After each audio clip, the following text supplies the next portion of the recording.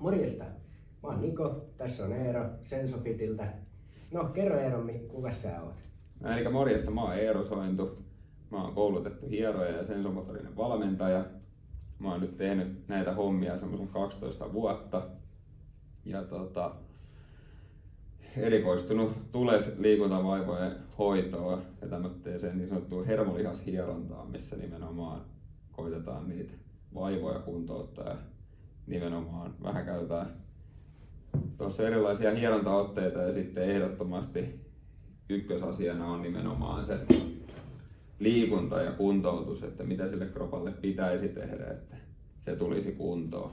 Eli niitähän ei nyt ihan vaan pelkästään hierota kuntoon, vaan pitää tehdä se aktiivinen työ myös itse. Okei. Eli semmoitteeseen erikoistunut. Mitäs lajeja sä oot harrastanut aikaisemmin?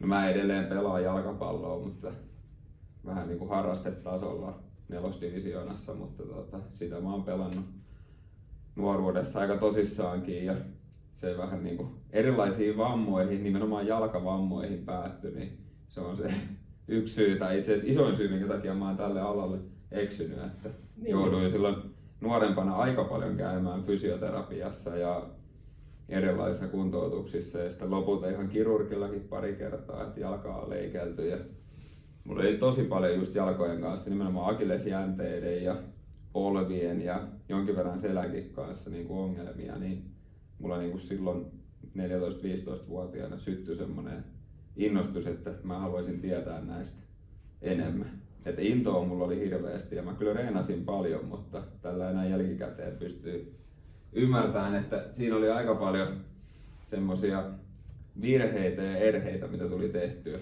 Tai se ei ollut tarpeeksi monipuolista ja se ei ollut itse asiassa ollenkaan niin kuin lajin vastaista. Ja se oli muutenkin, siinä oli paljon hölmöä, paljon intoa, mutta ei oikein järkeä, niin sitä ollaan lähdetty muuttamaan. No kyllä. Itekin paini- ja painonnostotaustalta ja yhden olkapääleikkauksen jälkeen niin voin yhtyä siihen, että nuorempana siinä oli enemmän intoa kuin semmoista järkeä siinä reenaamisessa. Niin sanoit siitä akillesjännen vaivasta, niin kuntoutitko sä sen itse sitten? No joo, tai siinä on ollut monenlaista apua ja lopulta ehkä nyt, tietysti itse nyt työ pitää tehdä, mutta olen saanut siihen apua kyllä todella paljon muilta ja erilaisista tietolähteistä ja sitten siitä, että miten se jänteiden kuntoutus on niin kuin muuttunut. Mutta joo, se on lähtenyt ihan sille, että mä muistan ala-asteella jo valitelleeni kouluterveydenhoitajalle mun kantapää- ja akillesjännen vaivoja. Ja silloin pistettiin vaan siihen, että on kasvukipuja ja osittain voi olla, että ne oli mukamas kasvukipuja silloin, mutta mä veikkaan, että niillä olisi silloinkin voinut tehdä oikeita asioita. Että mä lähinnä ehkä venyttelin niitä ja se tietysti venyttely auttaa siihen oireeseen, mutta sehän ei poista sitä syytä. Että joo. Mullakin on vielä niin kuin tosi yliliikkuvat nivelet ja totuushan on se, että me ei haluta siitä meidän jänteestä mitään liian venyvää ja löysää, koska silloin se vähän niin kuin pettää, vaan me halutaan itse asiassa ihan päinvastaista asiaa siihen, mutta siihen me voidaan palata tuossa vähän myöhemmin eri osiossa, että mitä sille jänteelle nyt pitää tehdä. Mutta Okei. Eli sulla oli tommonen vamma, jos lähdetään siitä liikenteeseen, niin miten sä sitten lähdit kuntouttaa sitä, kun sä lopulta löytyi se tieto, taito ja osaaminen, niin kenen tahansa vaiva, niin mistä olisi hyvä lähteä tuommoiseen kuntoutukseen? no, lähdetään nyt vielä siihen, että mitä mä nyt tein siihen, mikä se ehkä yleisin virhe, mitä niihin tehdään, on se lepo. Tietysti levolla on tietty aika ja paikkansa, eli kyllähän se niin kuin lievittää niitä oireita. Ja jos se nyt on jotenkin tosi tulehtunut tai ärsyntynyt tai jopa turvoksissa, niin kuin se tosi monesti se jänne tai lihas on, niin totta kai meidän pitäisi siinä muutaman päivän lepo pitää.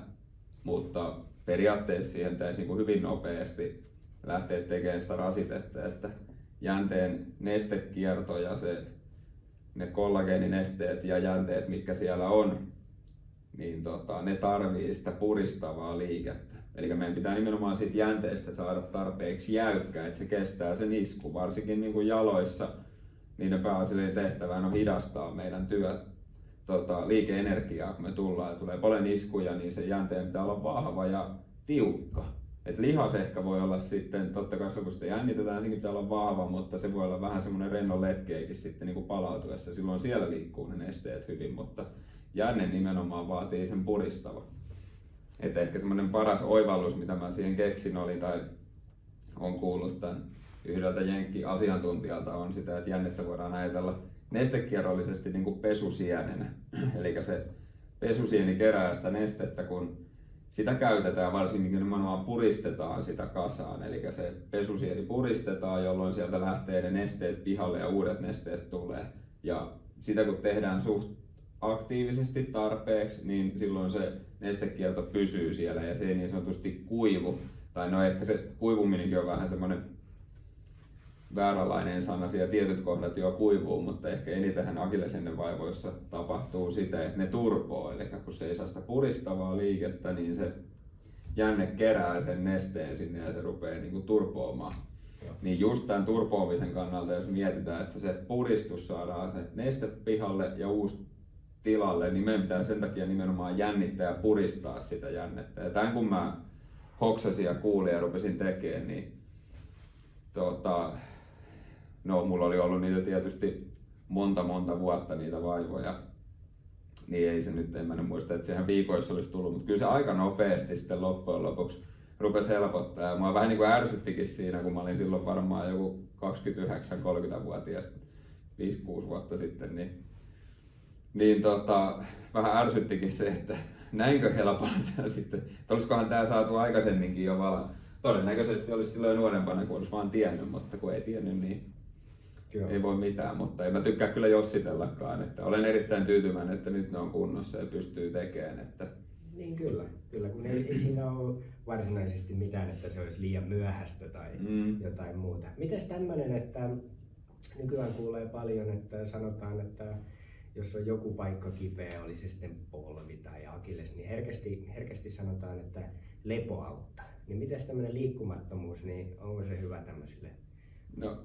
No nimenomaan se ei ole niin kuin, se voi hetkellisesti muutaman päivän ja totta kai jos se tulee jostain liikkeestä kipeäksi, niin se pitää ensin vähän rauhoittaa, mutta nimenomaan pidemmän päälle oleva lepo oikeastaan missään tämmöisessä tulesvaivassa, että sitten on taudit ja virukset erikseen, joilla pitää levätä, ettei niitä voida yhdistää, mutta siis suurimmassa osassa tuommoisessa vaivoissa kuitenkin, niin se lepo ei ole se hyvä, eli se nestekierto hidastuu ja meidän lihaksissahan nyt tietysti ihan sydämen sykkeen mukaan nesteet liikkuu, mutta on totta kai jos sä oot levossa ja paikallaan niin hitaampaa, eli näin mä niin kuin aina sanon, että silloin sitä rakennusainetta, millä niitä vaivoja korjataan, niin liikkuu paljon hitaammin, joten se paranee hitaammin.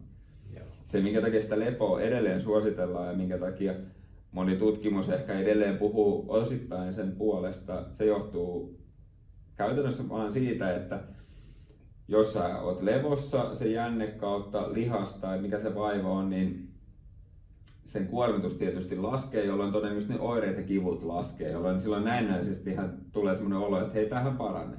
Että näinhän mulla kävi toistuvasti sen akillesjänteen kanssa, koska mulle neuvottiin useasti silloin alkuun ainakin tällä, että lepää. Niin sehän tuli sillä ja mulla oli esimerkiksi futiksestakin vuoden tauko, niin ei mua sen vuoden aikana sattunut kävely eikä mikään niin kuin sinne jänteeseen tai mikään. Koska en mä harrastanut liikuntaa, niin se ei sattunut. Mutta heti jos mä lähdin lenkille, eli taas kuormittaan sitä, niin se tuli taas kipeäksi, eli eihän se parantunut. Ja tämä on niin kuin suurimmalla osalla ongelma just tässä kuntoutuksessa, että se lepo kyllä niin sanotusti parantaa oireita ja helpottaa kipuihin, mutta eihän se oikeasti se vaiva parane kyllä yleensäkään. Et kyllä se sitten kun me lähdetään kuormittaa, niin se tulee sieltä jossain ajassa takaisin. Eli sanoinkin, että tässä on vähän kaksi vaihtoehtoa, että jos sulla sattuu juostessa nyt johonkin, niin voidaan käyttää tämmöistä, että no lopeta juokseminen, ei sun ole pakko juosta. Niin, lähde aikaisemmin, edelleen perille. Tai sit sä reenaat itse siihen kuntoon, että sä pystyt juoksemaan. Just näin, mutta siis periaatteessa, että jos et tee mitään, niin ei satukaan mitään. Niin. Mutta sitten, että jos sä jatkat liikkumattomana, niin silloin sun kehokaan ei pysty enää ottamaan vastaan niitä rasituksia. Niin ja silloin tulee sitten kaiken näköisiä muitakin vaivoja. Et sitten se ei yleensä kipuhan etsii sut kuitenkin sit loppujen lopuksi, että alkuun voi helpottaa ja varmaan joku jännevaiva helpottaa, mutta sitten voi tulla kyllä kaikki muut vaivat. Ja nivelerikkohan rakastaa myös sitä, että ja alkava nivelerikko, ettei tehdä. Niin. Ja kyllähän ihminen nyt aina on suht aktiivinen, että kyllähän kuitenkin jalkojen jänteisiin ja niveliin tulee koko ajan painetta, kun me kävellään, vaikka se nyt olisi vähäistäkin määrää, niin sen takia on tosi tärkeää, että me kuitenkin koitetaan tehdä niistä meidän jaloista vahvat.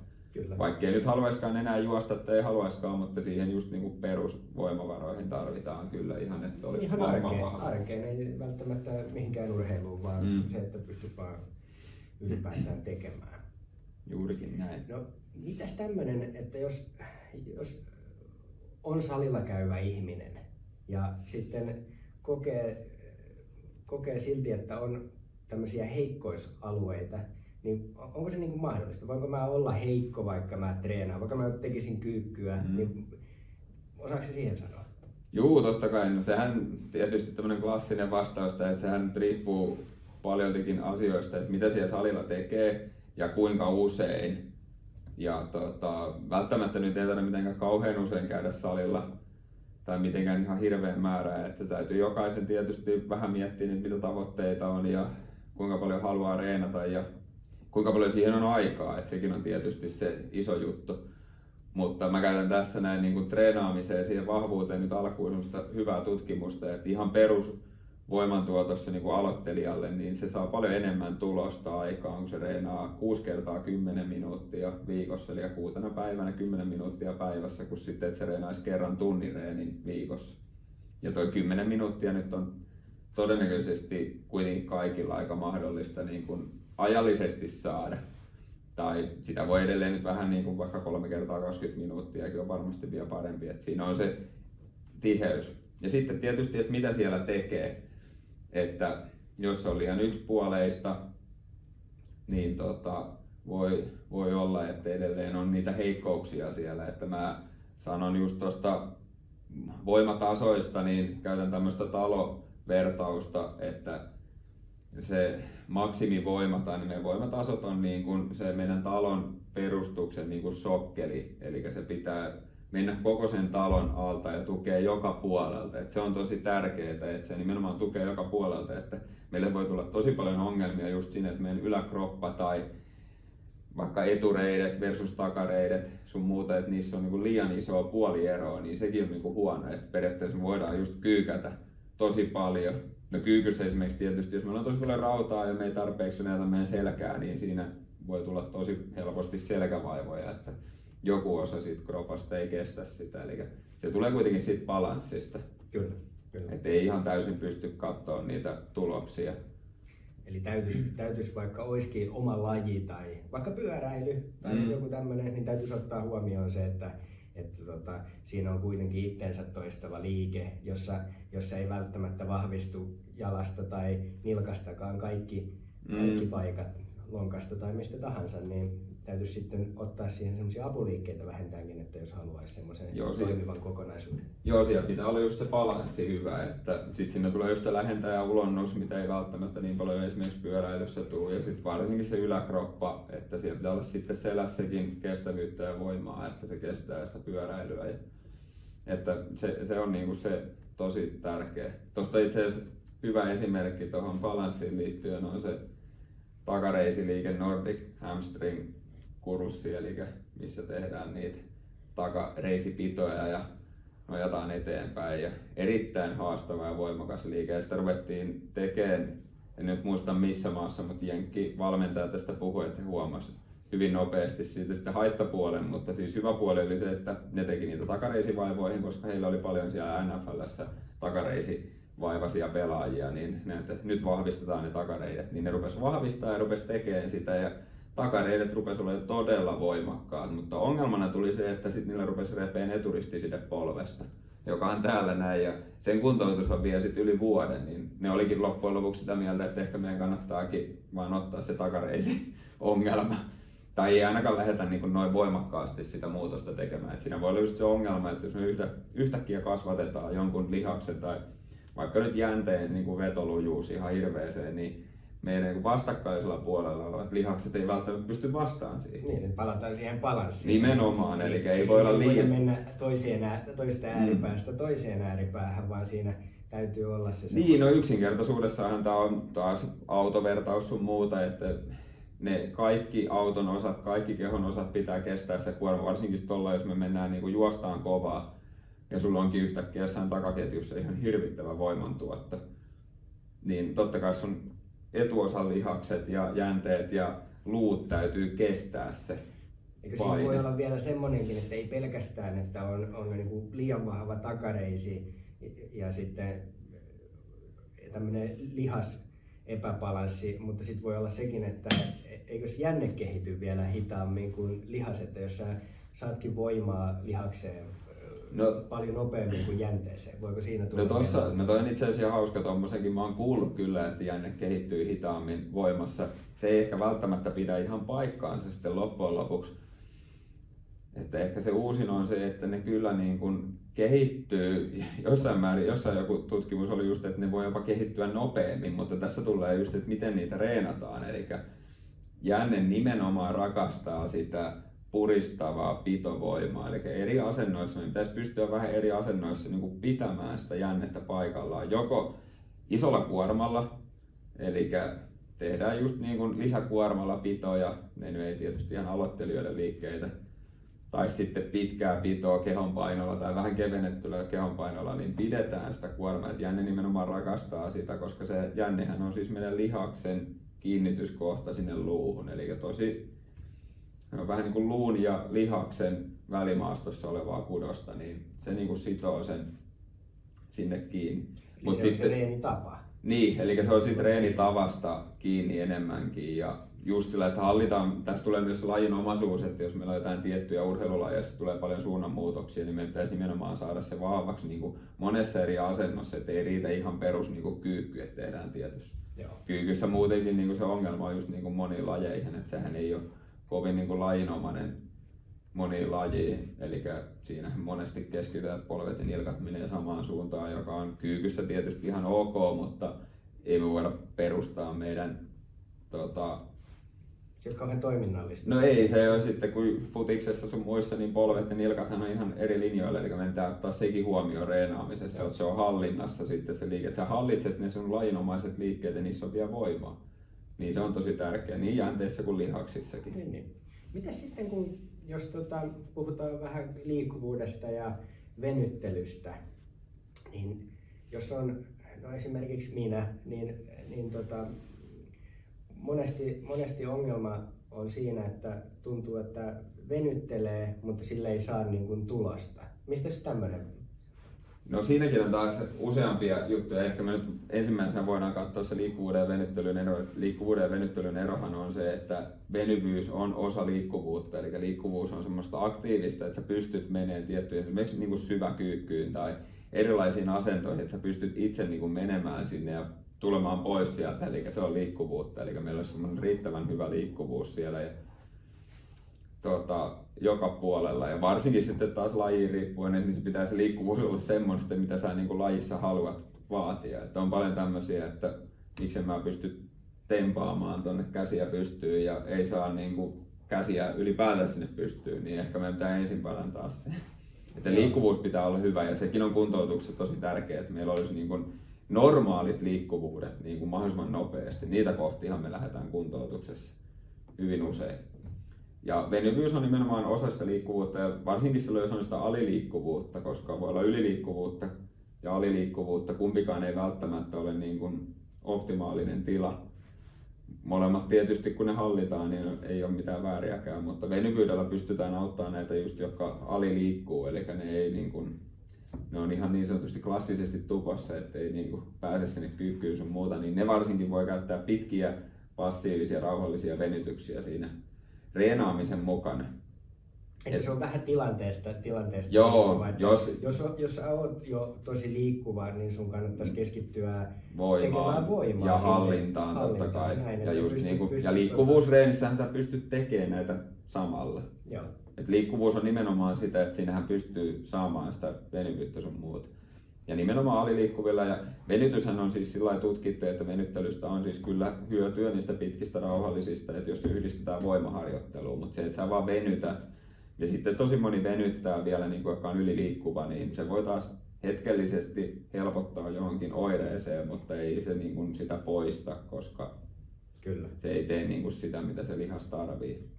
Eli liikkuvuus on voimaa ja notkeutta Niin, se on samassa paketissa, eli nimenomaan periaatteessa ei ole pakko niin kuin venytellä, mutta liikkuvuutta on niin kuin pakko tehdä, koska sitten taas niveliä niin kuin ne liukupinnat sun muuta ja taas se nesteytys ja ravinteet niin liikkuu sen liikkuvuusharjoitteen mukaan, eli sen takia sitä liikkuvuutta on niin kuin pakko tehdä, että sitä pystyy ylläpitämään ja se nimenomaan ruokkii niitä niveliä. Joo. Mä haluaisin pikkusen keskustella sitten, kun meillä on tää Sensofitti, niin meillä on tämmöiset 3 pilaria, niin haluaisitko sä kertoa, että mikä näissä 3 pilarissa on nyt se jutun juoni ja mitkä ne on? No joo, siis nimenomaan kun ollaan lähdetty mä oon tätä mun kuntoutuksessa käyttänyt jo pidemmän aikaa, että nyt otetaan se vaan tällä verkkovalmennuslinjalle, koska sen pystyy tekemään niilläkin hyvillä ohjeilla ja videoilla ja näin poispäin. Niin ne 3 pilaria on just se, mitä ollaan tässä vähän puhuttu, eli voima, liikkuvuus ja hallinta. Eli näitä kaikkea 3 ja tosi iso osa niin kuin ihmisten vaivoista niin kuin pohjautuu, että sulla on joko 1 näistä tai 2 tai jopa 3 tai sitten siellä voi olla just vähän niin kuin aluekohtaisestikin tietysti, että sulla voi olla just jossain niin kuin liikaa voimaa, liian vähän liikkuvuutta ja ei löydä sitä balanssia, mutta näitä pystyy niin kuin reenaamaan, kun nämä kaikki 3 ottaa huomioon niissä harjoitteissa ja sitten vielä ottaa vähän sitä erilaisia lihastöitä nyt siihen voimantuottoon nimenomaan mukaan, että ei ole pelkästään sitä supistavaa, vaan vähän myös hidastavaa ja nimenomaan sitä pitoa, niin näillä hyvin simppeleillä jutuilla ja nimenomaan niitä yhdistetään niin kuin tiettyihin liikkeisiin, niin ei tarvi olla mitään 40 eri liikettä, vaan kun ne ottaa niihin liikkeisiin, eli nimenomaan voi olla, että sä oot tehnyt ihan oikeita liikkeitä aina kuntoutuksessa, mutta se ehkä, että miten ja kuinka paljon ja kuinka usein ja vähän, että millä kulmalla. Ja onko sä yhdistänyt nämä kaikki? Mullakin ehkä oli just siinä, että mullakin on vähän vaihdellut tässä niin kuin, vähän muoti-ilmiöitä välillä, että pitääkö venytellä vai liikkua vai tehdä sitä voimaa vai hallita. Onko sulla laiska pakara tai mitä kaikkea näitä hauskoja, niin ne on vähän niin kuin sieltä täältä. Ja periaatteessa kaikki on oikeita asioita, niin nyt ne tuodaan vaan yhteen. Se on niin kuin tässä niin kuin se idea, eli ei oteta sieltä täältä juttuja, vaan niputetaan ne yhteen ja lähdetään systemaattisesti tekemään niitä. Niin mä lupaan, että niillä tulee varmasti hyviä tuloksia.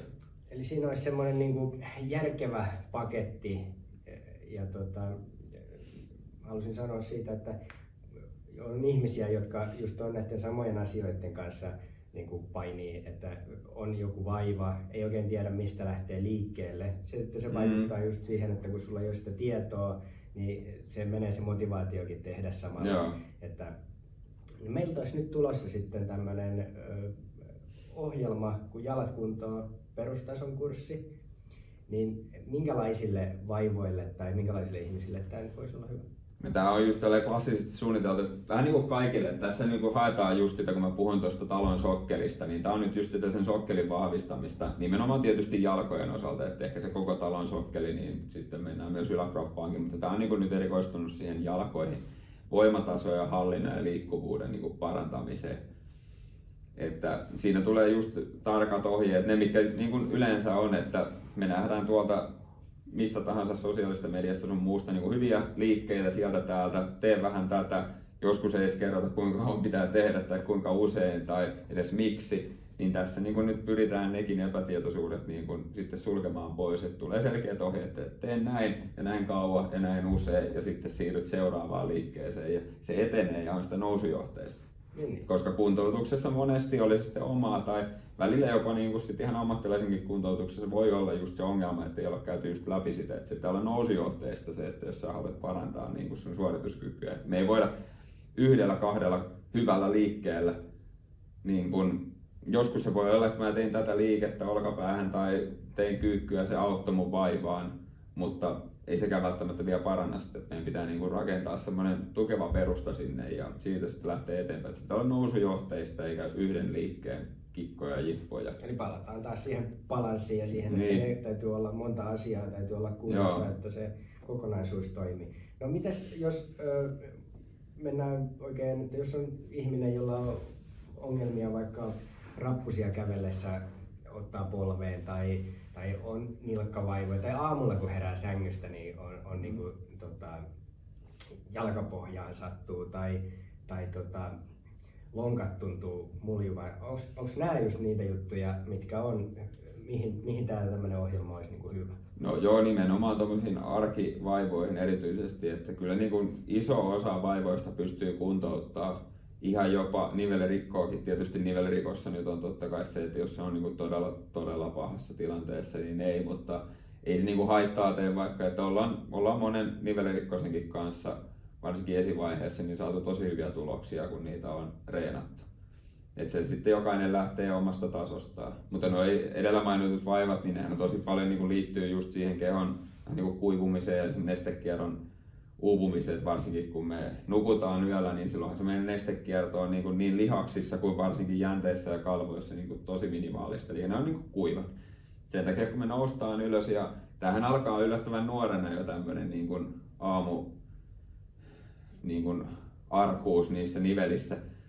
Että sitten varmasti iän myötä se vähän pahenee ja tulee enemmän esiin, mutta siis idea on sama, eli rustopinnat, nivelpinnat, jänteet sun muut, ne on vähän kuivia. Hyvähän on se, että jos se niinku selkeästi lähtee siinä niinku liikkeessä niinku paranemaan, no se on ensinnäkin merkki myös siitä, että silloin ne vaivat pystytään oikeasti hoitamaan myös poiskin. Tietysti jossain määrin niinku aina tämmöistä aamujäykkyyttä ja kankeutta niissä nivelissä saa ja pitää ollakin, ettei se ole nyt idea, että tehdään tätä ja ne ei tunnu aamulla enää missään, että kyllä sitä saa. Mutta idea on just, että se lähtisi suht nopeasti liikkeelle pois ja sen takia esimerkiksi joku aamulla joku pieni jalkajumppa. No just näin, menisin juuri sanoa, että jos ei mitään muuta, se on niin olisi ne liikkeet ja avaimet sitten avata ne justiinsa tämmöiset pienet jumit, mitkä on ihan normaaleja siitä edellispäivän kuormituksesta vaikka johtuvaa. Joo, ja jänne- ja lihasvaivoista niin vielä semmoinen nopea esimerkki on sillä, että lihashan saa olla niin kuin reeniin seuraavana päivänä kyllä kipeä. Kosketusarka, se on ihan ok, se on monesti niin kuin sitä niin sanottua DOMSia, eli liikunnan jälkeistä kiputilaa. Mutta sitten taas jänne, niin kun, jos se tulee kauhean kosketusharrasta tai on ylipäätänsä, niin se, no ei sitä tarvitse sinänsä pelätä, mutta se ei ole niin semmoinen tavoiteltava tila. Et silloin nyt varsinkin kannattaa niin kun hyvin nopeasti ruveta tekemään näitä harjoitteita ja liikkeitä siihen, että me saataisiin se, niin se arkuus sieltä pois. Että jänteen ei kuulu olla semmoinen kosketusarka. Joo. No niin, no, mutta tässähän oli meillä hyvä paketti. Ei muuta kuin jalat kuntoon ohjelmasta ottamaan selvää ja me kiitämme ja palataan. Joo, palataan. Kiitoksia.